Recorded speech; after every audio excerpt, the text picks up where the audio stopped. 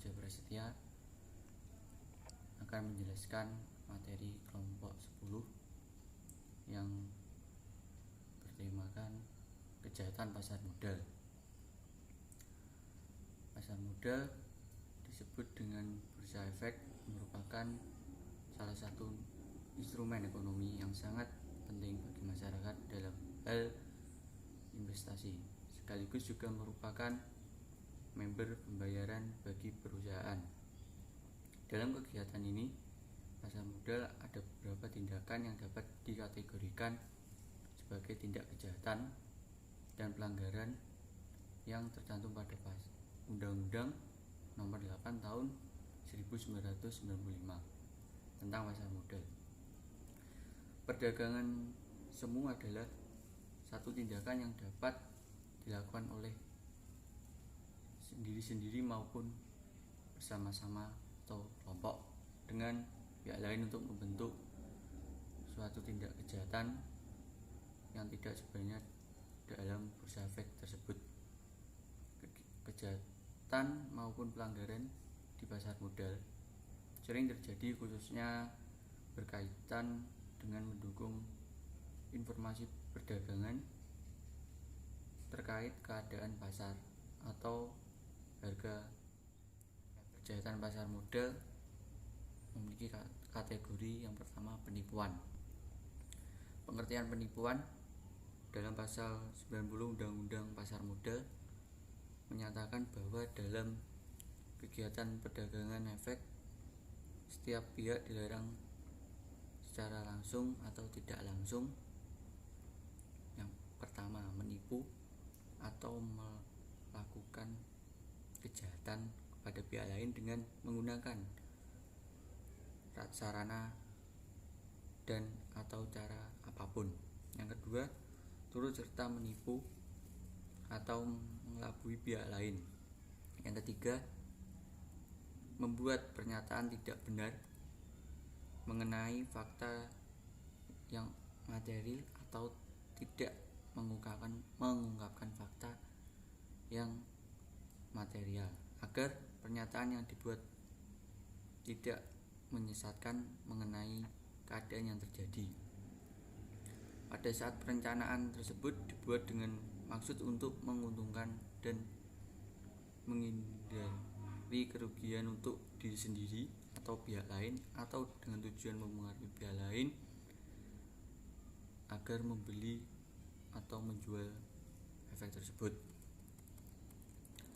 Selain itu, dalam penjelasan atau pada pasal 90 ini menyatakan bahwa yang dimaksud dengan kegiatan perdagangan efek dalam pasal ini adalah kegiatan yang meliputi kegiatan penawaran, pembelian, atau penjualan efek yang terjadi dalam rangka penawaran umum atau terjadi di bursa efek, maupun kegiatan penawaran, pembelian dan atau penjualan efek di luar bursa efek tersebut. Dari undang-undang tersebut dapat kita ketahui ada beberapa unsur yang mengenai tersebut. Yang pertama, adanya setiap pihak, yang berarti lebih dari satu pihak, di mana pihak yang dimaksud tersebut adalah orang, perseorangan, atau perusahaan atau usaha bersama yang berorganisasi. Pasal 1 angka 23 Undang-Undang Pasar Modal. Yang kedua, dilarang secara langsung maupun tidak langsung menipu atau mengelabui pihak lain dengan menggunakan sarana dengan cara apapun. Yang ketiga, dengan maksud untuk menguntungkan atau menghindarkan kerugian diri sendiri atau pihak lain dengan tujuan mempengaruhi pihak lain agar memberi. Saya Muhammad Ilham Arba'in dengan NIM 93 akan melanjutkan pemateri dari teman saya. Baik, selanjutnya di sini ada manipulasi pasar modal. Undang-Undang Nomor 8 Tahun 1995 tentang pasar modal menjelaskan jenis-jenis transaksi yang dilarang dalam pasar modal seperti penipuan, manipulasi pasar, dan perdagangan orang dalam, serta menetapkan sanksi-sanksi baik berupa sanksi pidana maupun sanksi administrasi. Tindak pidana dalam pasar modal mempunyai karakteristik yang khas, yaitu barang yang menjadi objek dari tindakan pidana adalah informasi. Selain itu, pelaku tindak pidana tersebut bukanlah mengandalkan kemampuan fisik, akan tetapi lebih mengandalkan pada kemampuan untuk membaca situasi pasar serta memanfaatkannya untuk kepentingan pribadi. Secara luas, teknik manipulasi dapat dikategorikan dalam 3 kategori, di antaranya manipulasi berbasis perdagangan, manipulasi berbasis perbuatan, dan manipulasi berbasis informasi. Perbedaan ini sering tumpang tindih, namun hal ini bisa menjadi dasar untuk menunjukkan berbagai metode manipulasi. Yang pertama, manipulasi berbasis perdagangan. Yang pertama, teknik manipulasi ini adalah karena semata-mata untuk membeli atau menjual efek tanpa manipulator mengambil tindakan untuk mengubah nilai perusahaan atau menggunakan informasi palsu.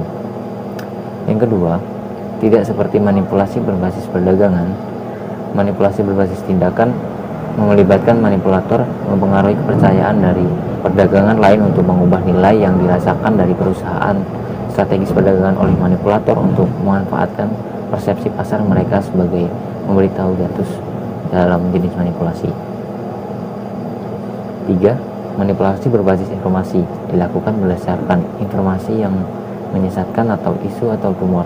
Strategi manipulatif ini dikenal sebagai rumor tech atau penyebaran palsu untuk memindahkan harga ke tingkat harga yang dibuat guna mendapatkan keuntungan perdagangan.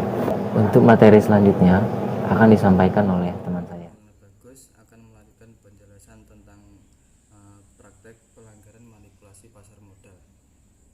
Di dalam praktek pelanggaran manipulasi pasar memiliki beberapa pola pelanggaran yang dapat digolongkan sebagai manipulasi pasar, yaitu diantaranya yang pertama marking the close, yaitu suatu bentuk di antara kegiatan untuk merekayasa harga permintaan atau penawaran suatu efek pada saat atau mendekati penutupan yang bertujuan membentuk harga efek atau harga pembukaan yang lebih tinggi pada hari perdagangan berikutnya. Yang kedua, painting the tap, di mana jual beli antara rekening efek yang sebenarnya berada masih dalam penguasaan pihak yang sama atau mempunyai keterkaitan sedemikian rupa sehingga terciptalah bentuk perdagangan semu di pasar.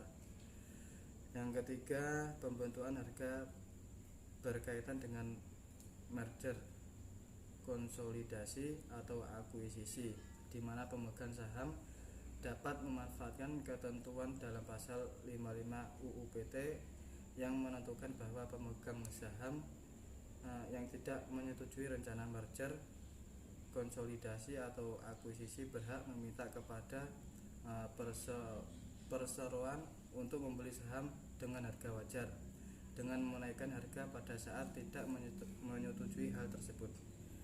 Sekian dari penjelasan kami yang saya sampaikan. Apabila ada kekurangan mohon dimaklumi. Wassalamualaikum warahmatullahi wabarakatuh.